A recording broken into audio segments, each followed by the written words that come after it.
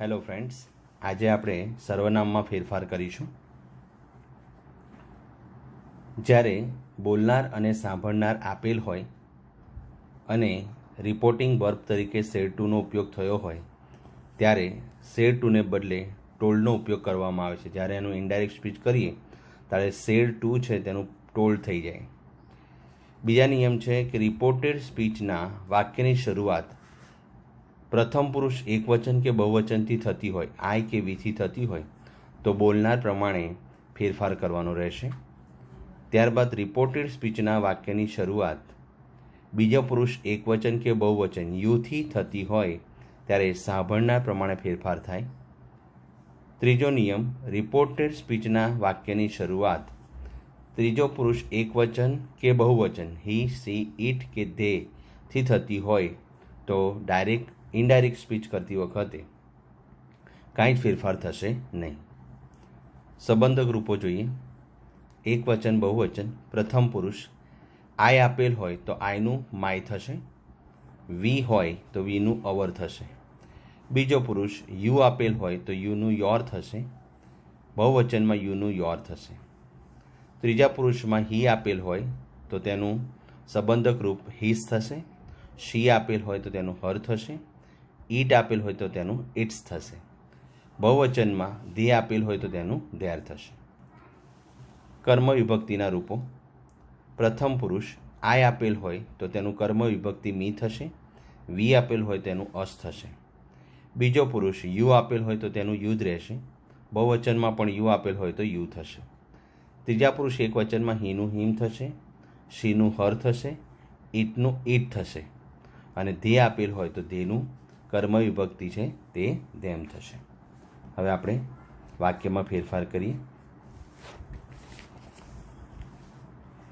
અહીંયા પહેલું વાક્ય આપ્યું છે, Gopal said to Girish, comma inverted comma, I will reach Bombay tomorrow.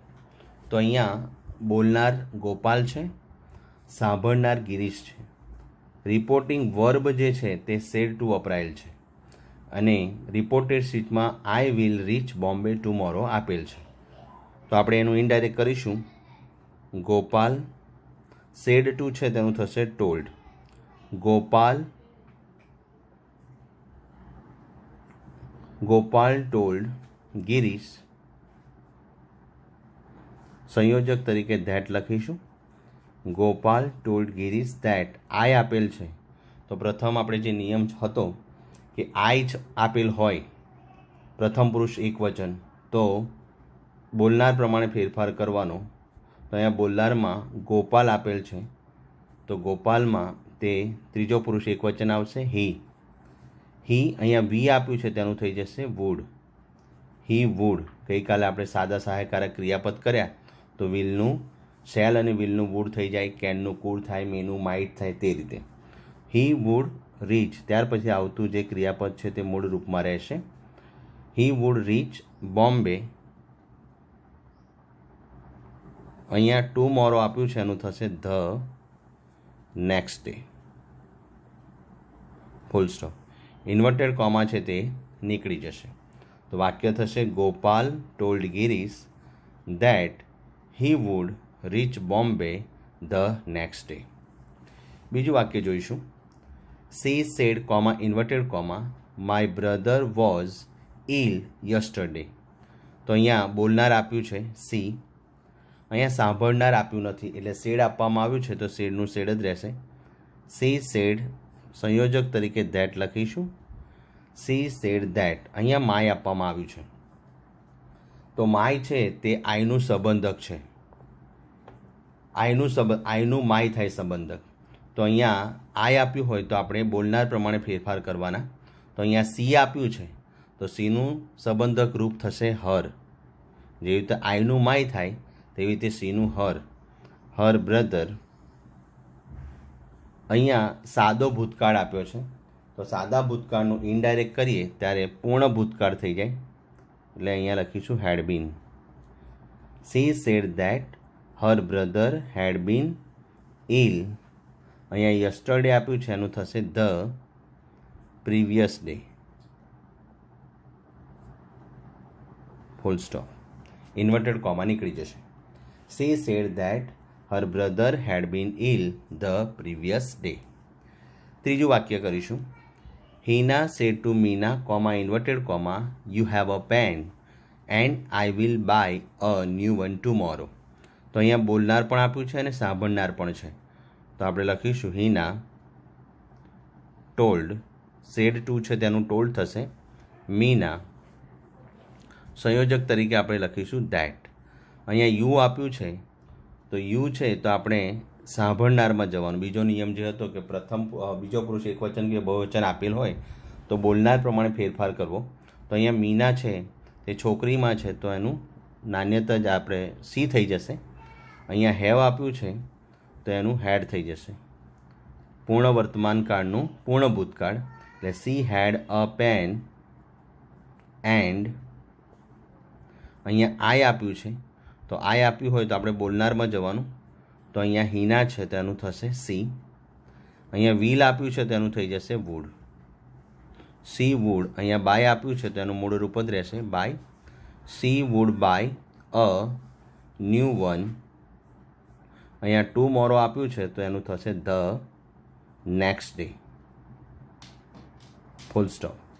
Inverted comma નીકળી જશે. Hina told Meena that she had a pen and she would buy a new one the next day. ચોથું વાક્ય જોઈશું.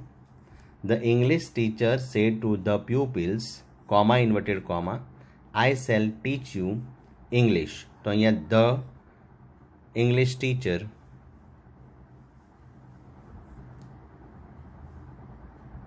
અહીંયા સેડ ટુ આપ્યું છે એનું થશે ટોલ્ડ. ધ પ્યુપિલ્સ સંયોજક તરીકે આપણે ધેટ મૂકીશું. ઇન્વર્ટેડ કોમા નીકળી જશે.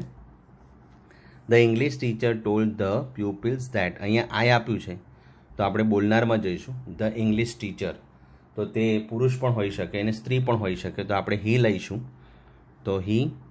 અહીંયા શેલ આપ્યું છે, શેલ કે વિલ આપ્યું હોય તો એનું વુડ થશે તો હી વુડ ટીચ. અહીંયા યુ આપ્યું છે તો યુ આપ્યું હોય તો આપણે સાંભળનારમાં જવાનું. તો સાંભળનારમાં ધ પ્યુપિલ્સ આપ્યું છે એટલે તે ધે થાય અને ધેનું આપણે થઈ જશે ધેમ. તો હી વુડ ટીચ ધેમ. અહીંયા ઇંગ્લિશ આપ્યું છે તો આપણે લખીશું English. Full stop. The English teacher told the pupils that he would teach them English. પાંચમું વાક્ય જોઈશું. Hiren said to Hina, inverted comma, you will get your bag tomorrow. તો અહીંયા બોલનાર અને સાંભળનાર બંને છે. તો હિરેન ટોલ્ડ હિના ધેટ. સંયોજક તરીકે ધેટ લઈશું. અહીંયા યુ આપ્યું છે એટલે જે બીજો નિયમ મેં લખાયો કે બીજો પુરુષ એકવચન કે બહુવચન હોય તો સાંભળનાર પ્રમાણે ફેરફાર કરવો. તો અહીંયા હિના છે તે સ્ત્રીમાં આવશે એટલે સી થઈ જશે. Hiren told Hina that she. વિલનું થશે વુડ.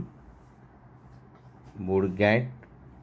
અહીંયા યુનું યોર થયેલું છે સંબંધક તો અહીંયા સી આપ્યું છે તેનું થઈ જશે હર સંબંધક રૂપ.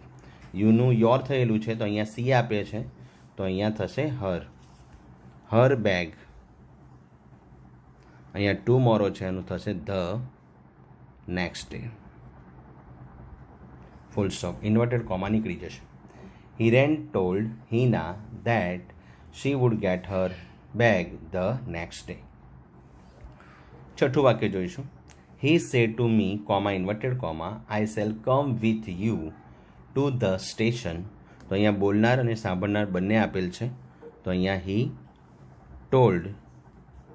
Told me that. અહીંયા સેડ ટુ છે એનું થશે ટોલ્ડ મી સંયોજક તરીકે ધેટ. અહીંયા આઈ આપેલ છે તો આપણે બોલનાર પ્રમાણમાં ફેરફાર કરીશું. તો હી શેલ છે તેનું થશે વુડ. He would. અહીંયા કમ આપ્યું છે તો કમનું ગો થઈ જશે. He would go with. અહીંયા યુ આપ્યું છે તો આપણે સાંભળનાર પ્રમાણે ફેરફાર કરીશું. તો અહીંયા મી આપવામાં આવ્યું છે તો મી લખીશું. Two the station.